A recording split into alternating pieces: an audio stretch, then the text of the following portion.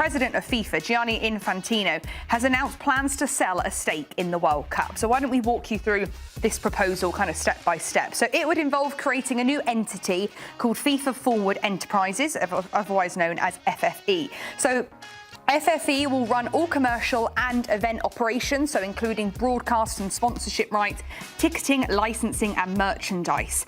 The plans would be to sell up to 21% of that FFE to private investors, and the intention of bringing in 4.2 billion in revenue. Now that 4.2 billion in revenue will be released to member associations, so the countries that are a part of FIFA, through a thing called FFP, which is FIFA Fast Forward Programme. Now, they are all waiting for approval of the majority of the 211 countries that are a part of FIFA, and also a 37-member FIFA Council. So in a sense, a separate entity that deals with commercial and event operations that will be run by private investors, and then that money will go to the 211 countries that are involved in FIFA. So everybody, to talk a bit more about this, to break it all down, because it is quite confusing, we are going to be going to a reporter at The Athletic, a senior news reporter, Matt Slater, to discuss all of this. Matt, it's very confusing. So could you kind of break it all down to us in layman's terms, please? I will try. I mean, you did very well there with all the acronyms, all the Fs. Yes. Good work. Thank you. So look, I think the easiest way to describe this is what FIFA wants to do, what Gianni Infantino wants to do, because this is very much his brainchild. He has been driving this for a few months now. He hasn't told many people about it, but anyway, this is what he's been up to, is to basically put all the money-making bits of FIFA into a new company. And that's basically running the World Cup, which is the biggest thing FIFA does. It drives nearly all their budgets. Club World Cup, which we've had one example of, Women's World Cup, Women's Club World Cup, and whatever else, right? So all the money-making bits into this new company. And then he is, as you've outlined, proposing, and this is the controversial bit, to sell 21% of this to private investors. And he's valuing the whole company, that FFE bit, at around 20 billion. How's he got there? Well, he's been talking to JP Morgan about it. They've been advising him. Not been talking to anybody in the actual game. He's been talking to bankers and financial consultants. But anyway, 20 billion for this new entity, of which he's going to sell 20%. So there's your 4 billion. Now, I think he's going to do this. He's going to do that bit anyway, because he's got the votes and he wants to do it anyway. He's saying it's just tidying up. We have subsidiaries. We're just going to put all our subsidiaries into this new kind of commercial entity, and that is going to do the job of growing revenues better. Okay, you know, I can kind of buy that. It's the 20% bit where we get into all kinds of questions, all manner of questions. And he's saying to the governing bodies, look, his 211 members all have one vote, all the way up from the USA and Germany and Brazil, all the way down to Aruba and the Solomon Islands, one vote, and they all get the same share of development money, which is about, let's call it 8 million over a sort of 4-year cycle, which is going up anyway because the World Cup has got bigger, the Club World Cup has got bigger, so FIFA's revenues have got bigger. It's going up anyway. Everyone's going to get more money. He's saying, I'm going to give you 2.5 times more money now if you back me. And it'll be 3 times more money in about a decade or so on growth projections. So a huge increase for your Arubas and your Solomon Islands and your Bangladeshis and everybody else, right? He's saying to them, back me on this plan, including the private equity bit, and I will release $40 million each for you. You're getting 10. At the moment, you're getting 10. So I'm going to give you 40 million over the next 4 years. $30 million difference, and bear in mind, about 100 of FIFA's member associations, 75% of their money comes from FIFA. This is like life-changing if you're running choose your own small member association. So this is what he's saying to them. He's saying, oh, by the way, you've got about 50 days to decide, because I want to do this. I want to get this wrapped up by September 19th, and I want it up and running by January the 1st. So those I think the sort of key bits. I'm sure there's going to be some more questions, and I will probably try and deal with it in bite-sized chunks. Yeah, Matt, it's, I think, complicated for the average fan to understand the nuance in all of this, especially this sort of pressure that you mentioned of these 53 days that member associations are given to either be on board or not, to receive federation-changing money for the foreseeable future or stay true to football values, if you will, and back away. You're saying January is the first date in place for Infantino to start seeing this out properly. The official Congress, the FIFA Congress, is in March of that year. So what does this timeline look like? Okay, it sounds like you've made your mind up, Nico. But anyway, so this is his timeline. And I think we're going to get more public detail very, very soon. I have seen the letter that he sent to the presidents of member associations last night, because they were rushed into this. This was leaking. The Times, the FT, the Financial Times, the Times in London, Bloomberg were getting details of this, and FIFA were forced to sort of rush out their plan. And there's an awful lot of questions, because I think you can tell it was rushed. But to go on your timeline, which a lot of this is coming more from his letter that went out last night to member associations. So he's saying to them, look, I'm effectively going to do this, the first bit, FFE. But what we want is we want a majority of you, so 106 votes will do, to say, yes, please, to the private equity bit. And yes, please, to that 20 million bung. Sorry, I didn't say bung. 20 million sweetener, which they are calling the new Fast Forward programme. So they have this thing called the Forward programme, which is very much Gianni's baby. It's what he brought in. It's their development. It's their main development funding stream that's been running since 2016, which is when he took over from Blatter. So this is called Fast Forward. Fast Forward. It's quite cute. And if you have, let's say, a big infrastructure project that FIFA will properly audit, so maybe a national training centre, you know, a pitch building project, a massive coaching, you know, expansion program. Here's your money. Here's your money. Okay. We want you to tell us by September 19th. Okay. If he gets a majority that say yes to the money and de facto yes to how you're going to give us this money, which is selling the 4 billion's worth, the 20% to private equity and sovereign wealth funds, we go ahead. They actually have, you're right to point out that the next schedule, well, the next regular Congress is March in Morocco, in Rabat, where Gianni Infantino is almost certainly, well, was almost certainly going to be unopposed to get a fourth term that would take him all the way up to 2031. I wonder if someone will come out of the woodwork now. But anyway, let's just park that for a bit. They actually have an extraordinary Congress kind of penciled in for November, which is when they were going to deal with the allocation of the next Women's World Cup, which they should have done already. I know I'm going off on tangents here, but this is football politics for you. It's never simple. So there is an opportunity to rubber stamp this publicly. But my interpretation of the letter is we are dealing with you one-on-one, FIFA's member associations. We're going to count the votes up. I think the fact that they've even got this far suggests to me that he thinks he's got the votes.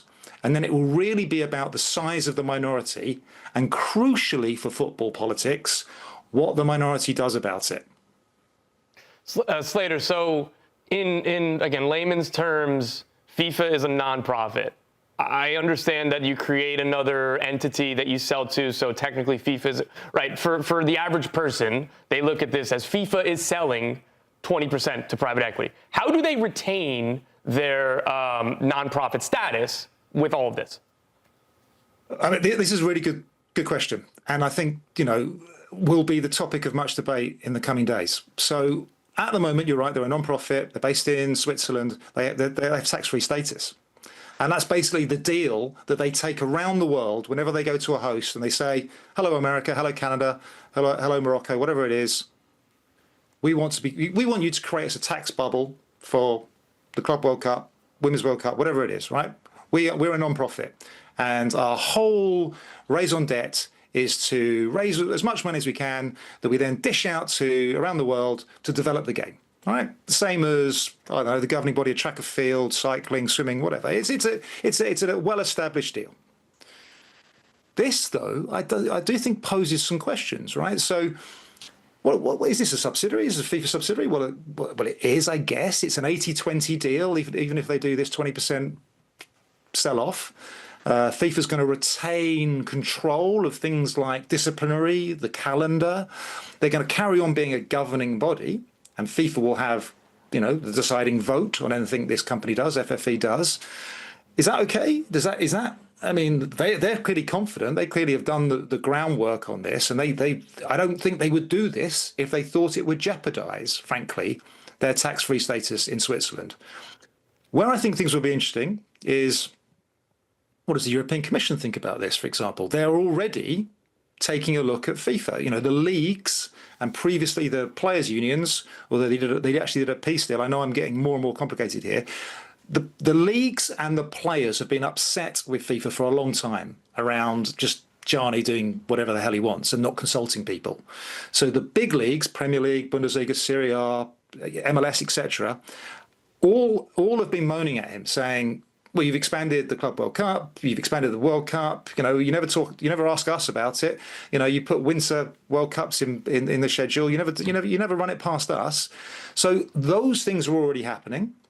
Now we have this, which I think practically guarantees, because you're really putting the profit motive right at the heart of this. If you bring in private equity in, I think you're practically guaranteeing bigger World Cups, bigger and possibly more regular Club World Cups.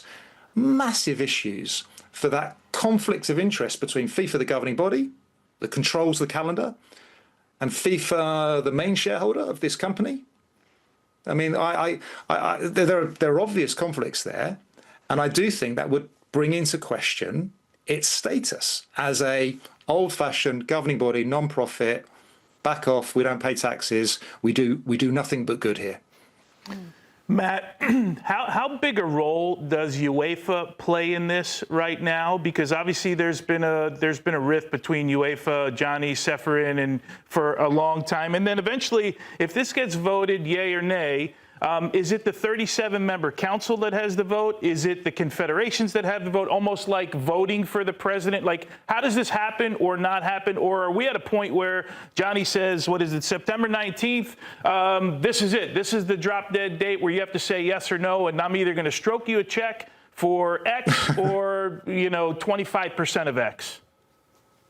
All good questions. Right. So where does UEFA sit here? Well, the UEFA-FIFA relationship is one of the great forever wars. Sometimes it's as simple as if FIFA's doing this, UEFA's going to do that. It could be anything from VAR to, I don't know, appointing a referee.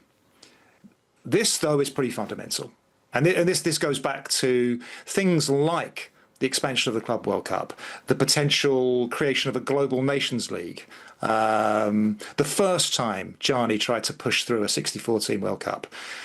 UEFA, if you look at their public statements, are saying no, right? They've been increasingly annoyed with Gianni. But UEFA is 55 members. It's 55 members out of 211. And we already know that is it a 55-member block that's solid? I've just seen Sky News have just run an interview with the new president of the Czech Republic's FA saying, do you know what? This sounds quite good to me.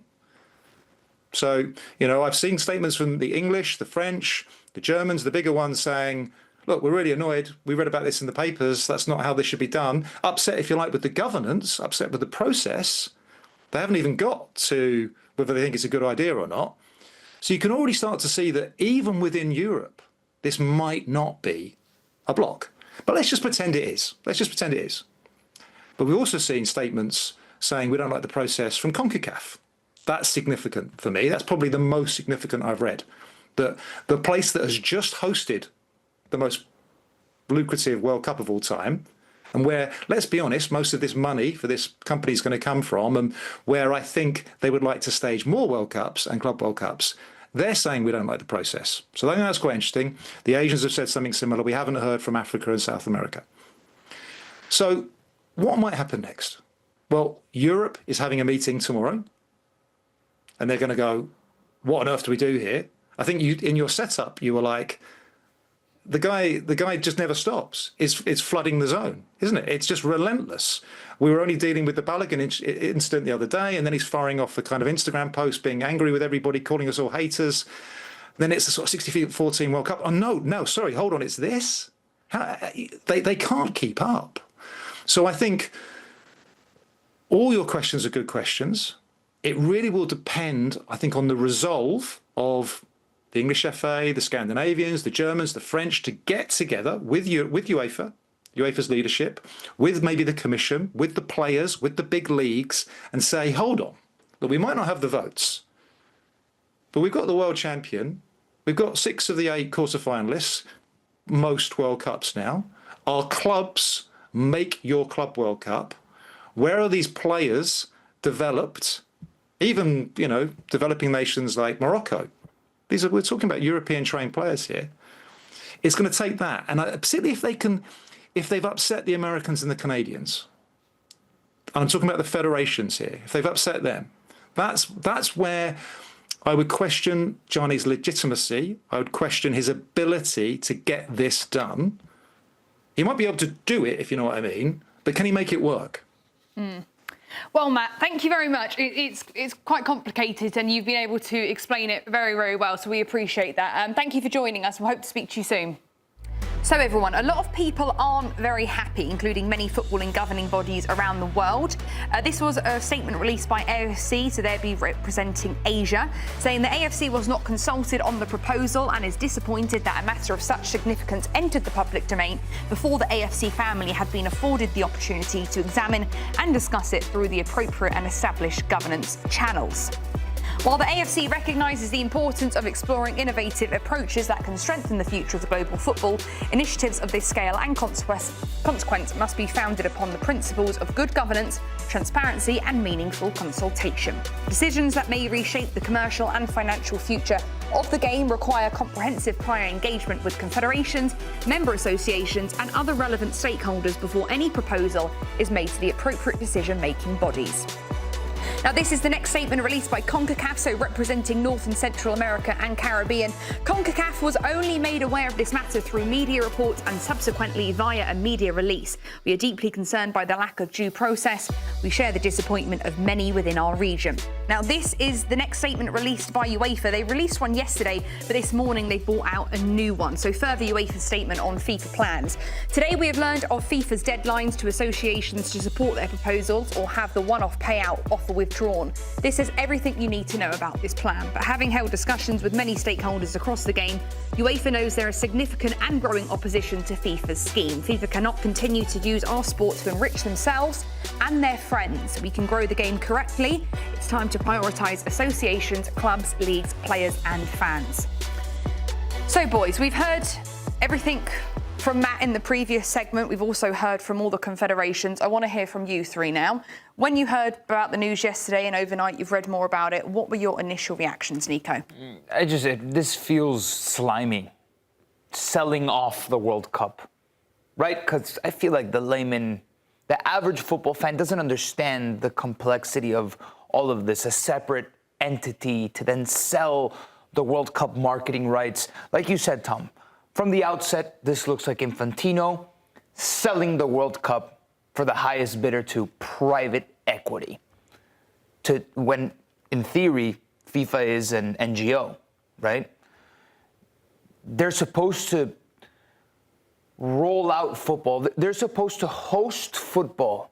They're the organization that allows the World Cup to happen, and it's because it's an NGO, in theory, it's supposed to be rolled out with transparency, with credibility. Credibility for FIFA at this point, even before all of this, was at an all-time low. So it feels gross that off of the back of their most profitable World Cup ever, they say, you know what, we're going to even bring more money in, and a lot of that seemingly, reportedly, is for themselves and for money that's not in-house. Mm-hmm. A few things for me. One, you're right, the nonprofit, I think, is at the central point of this, and that can't be lost. When is enough. Is there ever enough money? Is there ever a point? No. And I feel like this is For FIFA? Yeah, this is something that can be repeated across several domains in the world, but particularly in sport, particularly something that is a nonprofit.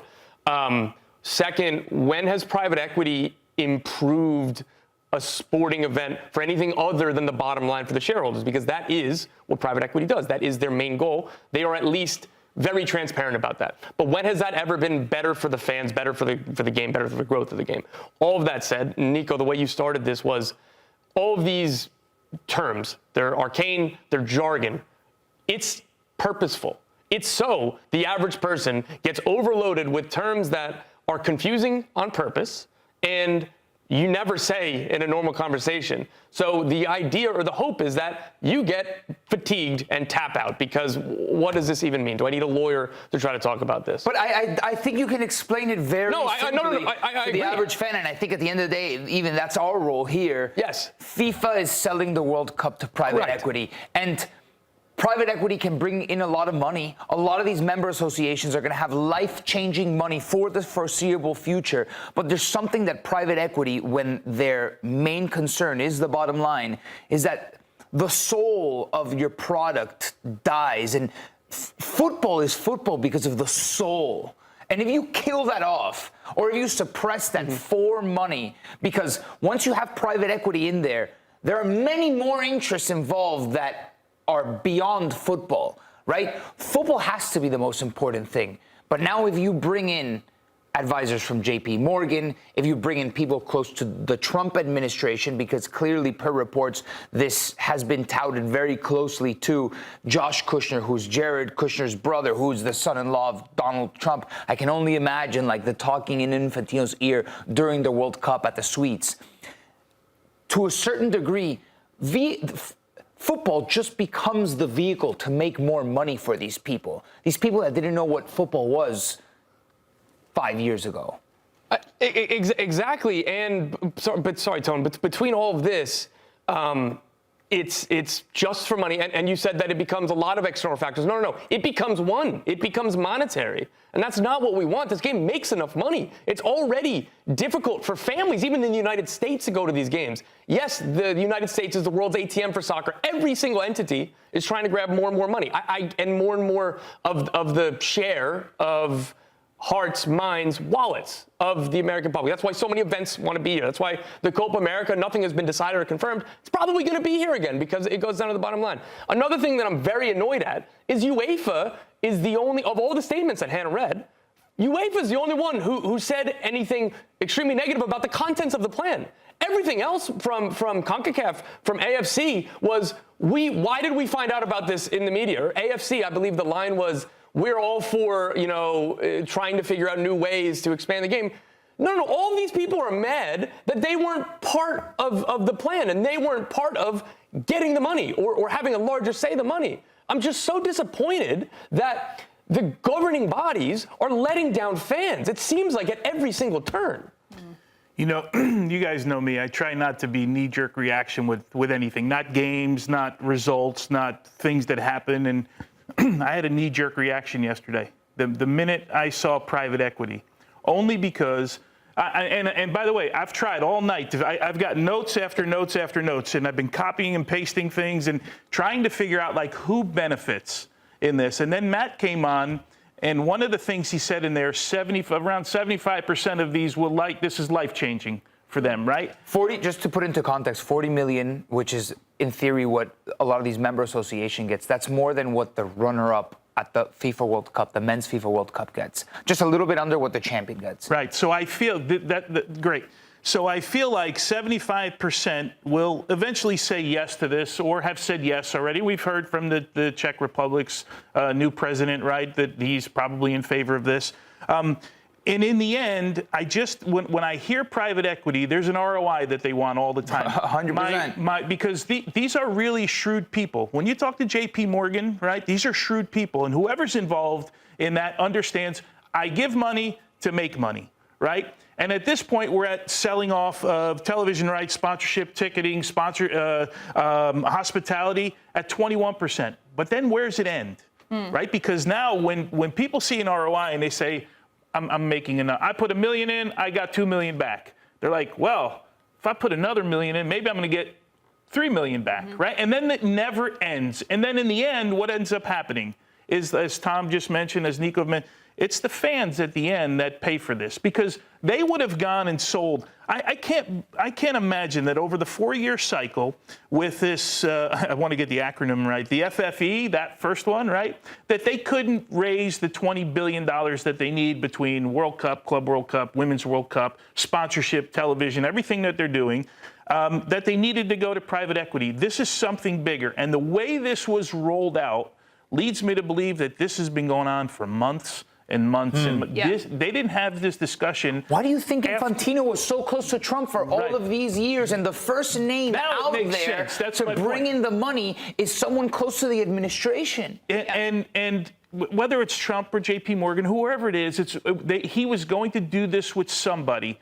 I'm amazed that no federations, no members were involved in this, and I think that's why it hurts right now, because it's where does it go from here? If we can do this, what's the next thing we can do? Because what have we been conditioned as footballing fans to say? They come out with a new idea, we scream and yell, and then they do the new idea anyway. The only thing that's been debunked has been the Super League, right? That was the only thing that's come out in my lifetime in this game that they said, we're doing this, and all of a sudden it didn't happen. This, to me, sounds like it's going to happen, and no one's going to have a say. How ironic is it that the FBI led the FIFA gate that brought down Blatter, and now we have something even more perverse backed through American investment, right? It's Americans, we brought down the original bad guy that we thought was, the most corrupt thing in the world, destroying football, to just create a bigger monster, essentially. There is a bigger power play here, desperate to happen, because if not, this is all going to go in Infantino's favor, and he's going to build the private equity VC football that he wants to build. Does any of these federations, do they have a backbone? That's what we're going to see, particularly the biggest ones. Yeah, well, we see. I just want to make it clear to everybody: the nations that are in FIFA have been asked, if you approve this plan by September 19th, you'll be given, in a sense, 40 million over the space of this next World Cup cycle. That's where that 40 million is all coming from. But like we saw, the UEFA statement is probably the strongest one that's been put out there, and there are reports. And Matt did say there's going to be a meeting tomorrow for UEFA to kind of discuss what the plan is moving forward. And there has been talks of boycotting potential FIFA tournaments in the future, and that could only mean as well the Women's World Cup next year. That's the closest one that we could see potentially boycotted.